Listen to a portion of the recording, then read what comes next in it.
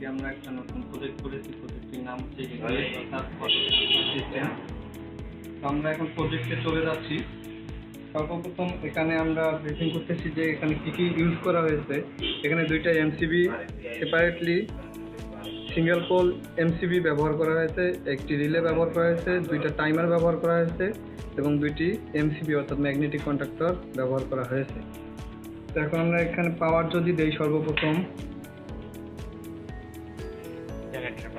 Generator পাওয়ার আসছে। আমরা আগে সর্বপ্রথম আরইবি পাওয়ার দিয়ে আমরা টেস্ট করব। এটা হচ্ছে আমার আরইবির সার্কিট ব্রেকার এটা। তো আরইবির পাওয়ারটা আমরা অন করলাম। অন করার পর আমরা এই আরইবির সার্কিট ব্রেকার আরইবির সার্কিট ব্রেকার অন করলাম। এটা আরইবির টাইমার এবং আরইবির ম্যাগনেটিক কন্ডাক্টর। আরইবিতে আমার পাওয়ার চলতেছে। এখন যদি জেনারেটর রান করি, আমি জেনারেটর রান করতেছি।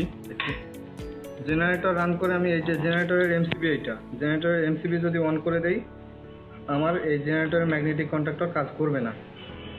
এখন যদি আমি কোনো কারণে আরইবি চলে যায়, আরইবি চলে গেল, আমার জেনারেটরের এমসি এবং টাইমার অ্যাক্টিভ। আবার যদি আরইবি চলে আসে, এই যে চলে আসলে এটা অফ হয়ে যাবে, জেনারেটরের লাইন ডিসকানেক্ট করে দেবে, তখন আরইবি দিয়ে চলবে। টাইমিং কাউন্ট করে কিছুক্ষণ পর এটা চলবে। আবার এটা এই যে এটা অফ করলে অন করলেও কোনো লাভ নেই, অটো।